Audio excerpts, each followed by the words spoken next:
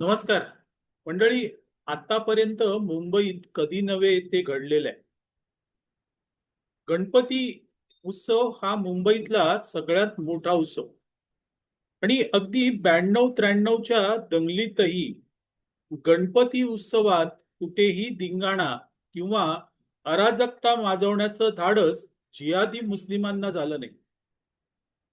हे जिहादी मुस्लिम अन्य वेळेस धुमाकूळ घालतील, हिंदूंच्या खोड्या काढतील, हिंदूंच्या देवदेवतांची निंदा नालस्ती करतील, पण गणपती उत्सवात मात्र यांची छाती अद्यापपर्यंत झालेली नव्हती. हे विधान मी अगदी समजून करतोय मित्रांनो. यावेळेस मात्र या जिहादी मुस्लिमांनी ती आपली सीमारेषा लांघलेली आहे. या जिहादी मुस्लिमांनी गणेश उत्सवात अराजकता, गोंधळ घालण्याचा प्रयत्न सुरू केलेला आहे. माझगाव येथे काल रात्री गणपतीचं आगमन मंडपात होत होतं. त्यावेळेस तिथे बाजूला असलेल्या मुस्लिम सोसायटीमधून एक अंड गणपतीच्या मूर्तीच्या दिशेने फेकण्यात आलं. ते मूर्तीच्या बाजूला पडलं आणि सगळे कार्यकर्ते गणेश भक्त हैराण झाले.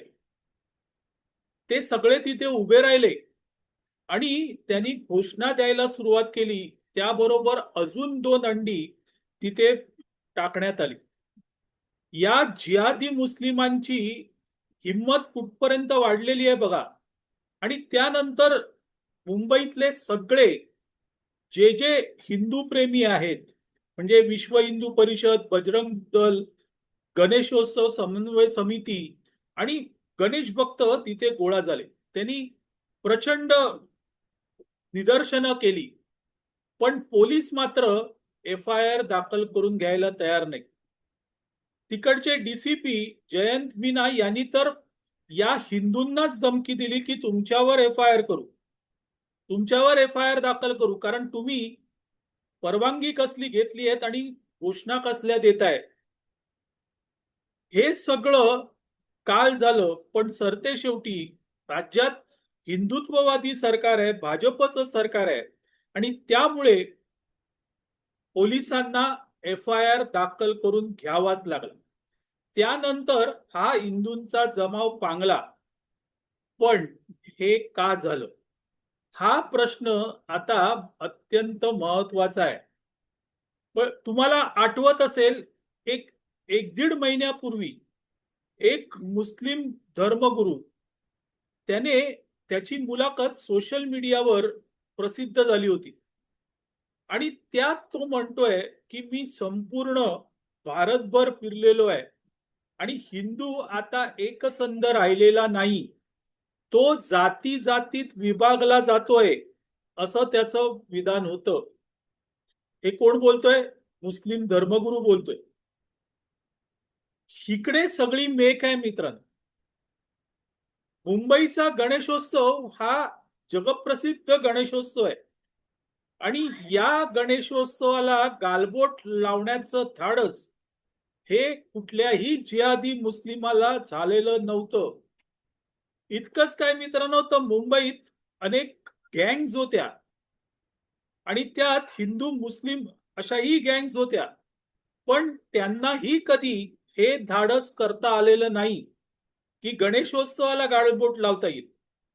मात्र आता कोणतरी अज्ञात जिहादी मुस्लिम उठतो आणि सोसायटी वरून गणेश मूर्तीच्या दिशेने अंड फेकतो. हे होतंय कशासाठी? जो मुस्लिम धर्मगुरू म्हणतोय ना की हिंदू हा जाती जातीत विभागला गेलेला आहे आणि हे पाप केलंय कोणी? तर स्वतःला हिंदू म्हणवणाऱ्या लोकांनीच हे पाप केलेलं आहे.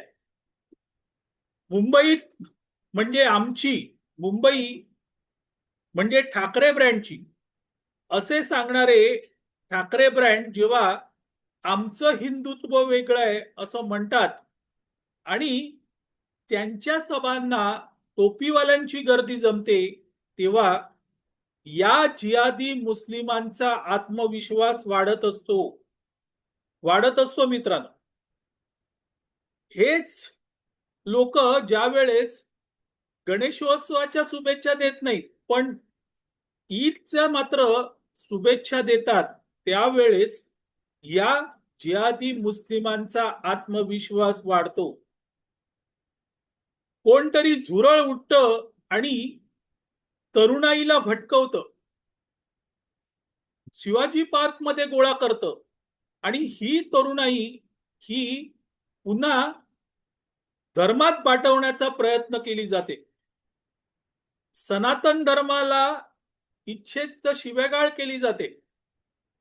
त्यातून या जिहादी मुस्लिमांचा आत्मविश्वास वाढतो आणि हे आतापर्यंत अनेक वेळा दिसून आलेलं आहे. आणि त्यामुळेच आज माझगावमध्ये, मुंबईच्या माझगावमध्ये जो प्रसंग घडला त्याला हे सगळे कांगोरे आहेत आणि हे कांगोरे धुंडाळले गेलेच पाहिजे. कारण तिथून या जिहादी मुस्लिमांना एक प्रकारचं बळ मिळतंय आणि ते मिळणार आहे. अर्थात सनातन धर्मावर, गणपती बाप्पावर, गणेशोत्सवावर प्रेम करणारे त्यापेक्षा असंख्य तरुण आहेत. ते तिथे धावून गेले आणि त्यांनी हिंदूंची ताकद दाखवली. त्यावेळेस ते जिहादी मुस्लिम त्या सोसायटीतून खालीही उतरले नाहीत. ही ताकद असते. पण आम्ही म्हणजे हिंदुत्व, आम्ही म्हणजे मराठी, आम्ही म्हणजेच सगळं मुंबई असं म्हणणारे कुठे होते? काल रात्रीपासून ते दिसले नाहीत किंवा त्यांचे बगलबच्चेही दिसलेले नाहीत, कुठेही दिसलेले नाहीत. कारण त्यांचं हिंदुत्व वेगळं आहे आणि त्यांचं हिंदुत्व हे टोपीचं, हिरव्या फटक्याचं हिंदुत्व आहे आणि हे आतापर्यंत वारंवार सिद्ध झालेलं आहे. मराठी, हिंदी याच्यामध्ये हिंदूंना विभागवायचं आणि मग अशा प्रकारे हिंदू भाषा रचनेवर विभागला गेला की ताकद कोणाची वाढते? या जिहादी मुस्लिमांची वाढते. आणि ती वाढलेली ताकद माझगावमध्ये दिसली मित्रांनो, माझगावमध्ये दिसली. गणेशोत्सवात ज्या वेळेस हे जिहादी मुस्लिम अशा प्रकारची कृती करू दजावतात ना, तो मोठा धोक्याचा इशारा असतो. मोठा धोक्याचा इशारा असतो. कारण या जिहादी मुस्लिमांना आतापर्यंत मुंबईचा गणेशोत्सव त्याला गालबोट लावण्याची ताकद झालेली नाहीये.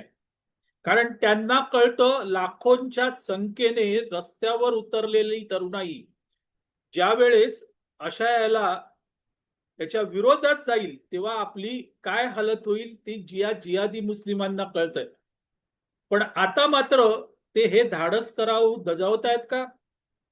आणि मग कशामुळे? सनातन धर्माचा धिक्कार असो म्हणणारे काँग्रेसवाले हे या जिहादींची ताकद वाढवतायत.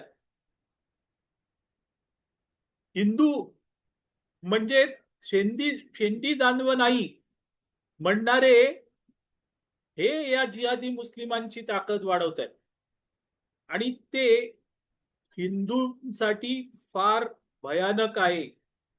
आणि हे आता प्रत्येक हिंदूने जाणलं पाहिजे, प्रत्येक हिंदूंनी जाणलं पाहिजे. मंडळी, बाकी सगळं ठीक आहे, सगळं मिळवता येईल, पण या जिहादींच्या हातात जर हे शहर गेलं ना तर तुमचं काहीही उरणार नाही. आणि हे जगभरात दिसून आलेलं आहे. अनेक जण म्हणतात हिंदू मुसलमान करतात. अरे हिंदू मुसलमान नाही केलं तर जिवंत तरी राहू का?